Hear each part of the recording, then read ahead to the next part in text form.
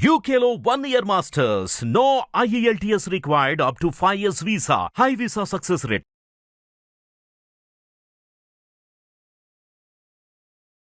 నమస్తే. ఎన్నో ఆధ్యాత్మిక కార్యక్రమాలు నిరంతరం ఛానల్లో ప్రసారం అవుతూనే ఉంటాయి. ఇక మనందరికీ సుపరిచితురాలు, ప్రముఖ ఆధ్యాత్మికవేత్త, ఎంతో విజ్ఞాన సంపన్నురాలని చెప్పొచ్చు, అనంతలక్ష్మి గారు. గతంలో కూడా మనం కార్యక్రమం చేస్తున్నాం.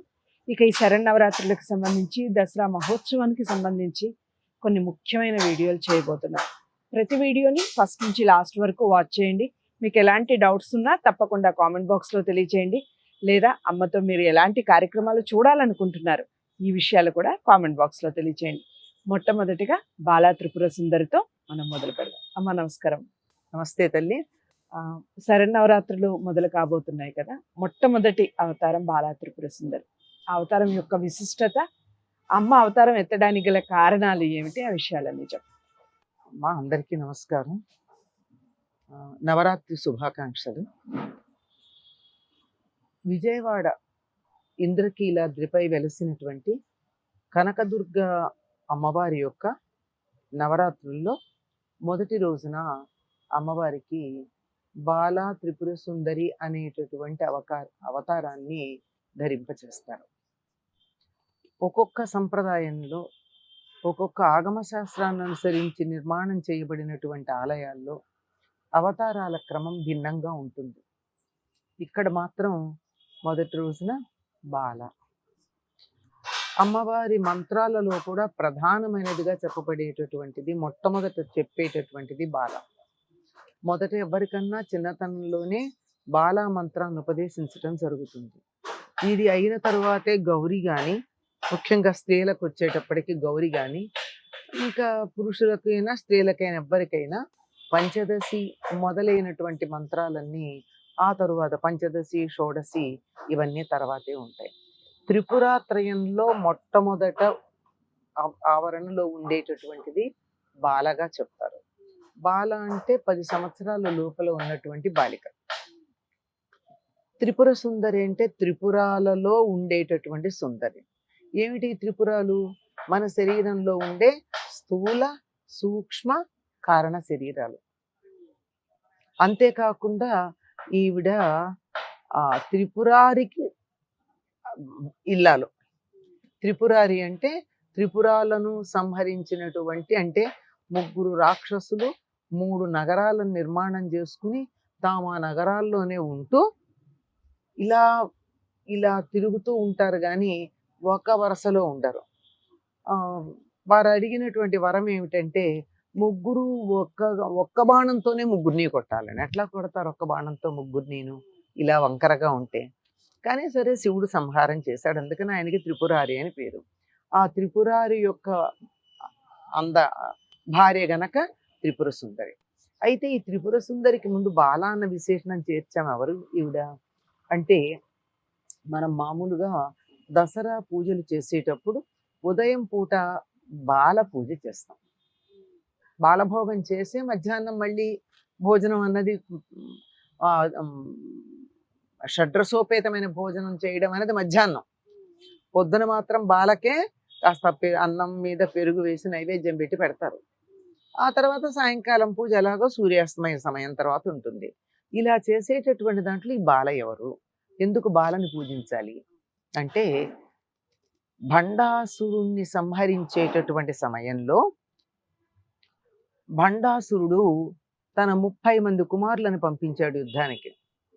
అమ్మవారు తానెళ్ళడం దేనికి, చిన్నపిల్లల మీద అని చెప్పి తన నుండి ఒక శక్తిని ఉద్భవింపజేసింది.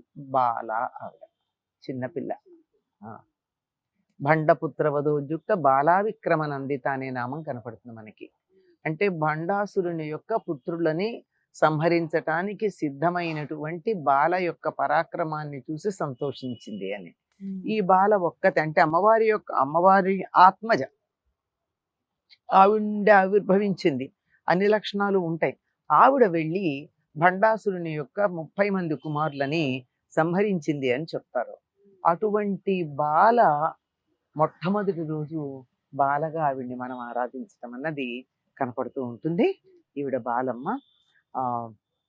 నవరాత్రులలో బాల పూజ చేయడం అన్నది ఒక ప్రత్యేకమైనటువంటి కార్యక్రమంగా చేస్తారు.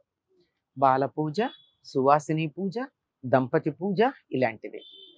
సరే అన్నీ చేసినా చేయకపోయినా 2 సంవత్సరాలు నిండినటువంటి బాలికతో మొదలుపెట్టి మొదటి రోజున 2 సంవత్సరాలు, రెండో రోజున 3 అలా 9వ రోజుకు వచ్చేటప్పటికల్లా 10 సంవత్సరాల బాలిక.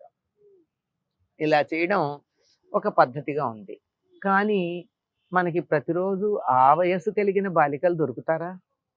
అసలే ఆడపిల్లలు తక్కువ ఈ రోజుల్లో.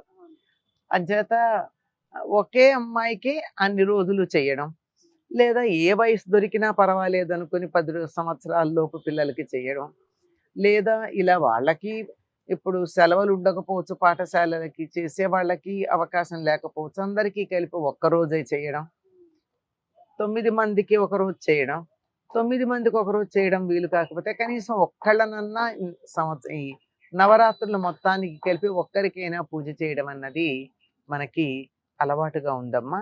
అటువంటి బాల అనేటటువంటి రూపంలో ఉన్న అమ్మవారిని ప్రార్థించటం చాలా, మొదటి రోజు అవతారం ధరింపజేసి ప్రార్థించటం చాలా విశిష్టమైంది. చెప్పాను కదా, ప్రారంభంలోనే బాలా మంత్రం అనేటటువంటిది మనకి ఉంటూ ఉంటుందని. చాలా మంది ఇప్పట్లో చాలా మందికి కనపట్లేదు, కానీ ఒకప్పుడు తప్పనిసరిగా ప్రతి వాళ్ళు కూడా చిన్నతనంలో 4-5 ఏళ్ళు అలా వచ్చేయంగానే బాలా మంత్రం తెలుసుకునేవారు, స్వీకరించేవారు. అది సిద్ధించిన తర్వాత ఇతర మంత్రాలన్నీ రావడం అనేది బాల త్వరగా అనుగ్రహిస్తుంది. చిన్నపిల్ల కదండి, త్వరగా సంతృప్తి చెందుతుంది.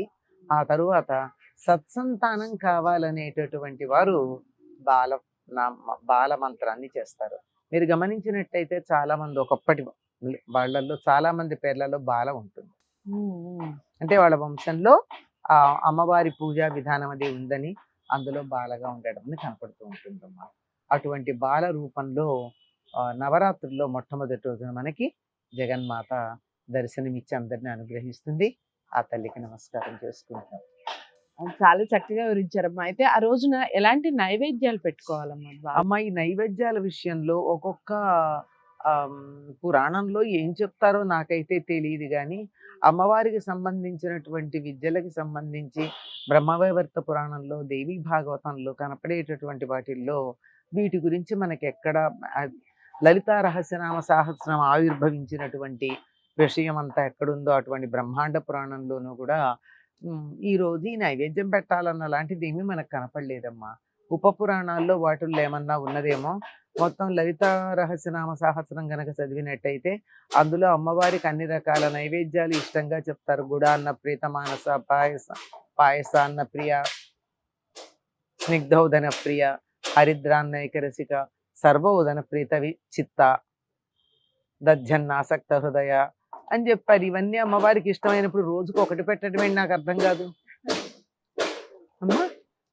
ఎవరి శక్తి సామర్థ్యాలను అనుసరించి వాళ్ళు చేసుకోవచ్చు. ఎందుకనో ఇటువంటివి మరి ఏ పురాణాల్లో ఉండొచ్చు, నాకు తెలియదని చెప్తున్నా, లేవని చెప్పడానికి నేనెవరు. కనుక అన్ని రకాల ఆహారాలు ఎంత ఓపిక ఉంటే అంత తప్పనిసరిగా అన్ని రకాల పిండి వంటలు చేసి అమ్మవారికి నైవేద్యం పెడితే బాగుంటుంది.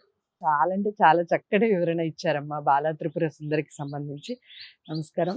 అదండి, మనకి బాలా త్రిపుర సుందరి గురించి నిజంగా అమ్మాయి వచ్చి మాట్లాడిందా అన్నట్టుగా వివరించారు అనంతలక్ష్మి గారు. చాలా చక్కటి వివరణ. అందరికీ షేర్ చేయండి ఇలాంటి వీడియోస్. పెద్దవాళ్ళు చెప్పే ప్రతి మాట నిజంగా ఒక మంత్రమై అందరికీ నిలుస్తుంది. ముఖ్యంగా పిల్లలకి ఈ విషయాలు తెలియాలి. పిల్లలందరికీ చూపించే ప్రయత్నం చేయండి ఇలాంటి వీడియోస్. మీ అమూల్యమైన సలహాలు ఏమన్నా ఉంటే తప్పకుండా కామెంట్ బాక్స్లో తెలియజేయండి. వీడియోని లైక్ చేసి షేర్ చేయండి. ఛానల్ని సబ్స్క్రైబ్ చేసుకోండి. తదుపరి అవతారంతో మళ్ళీ కలిసి ప్రయత్నం చేస్తాం. నమస్తే.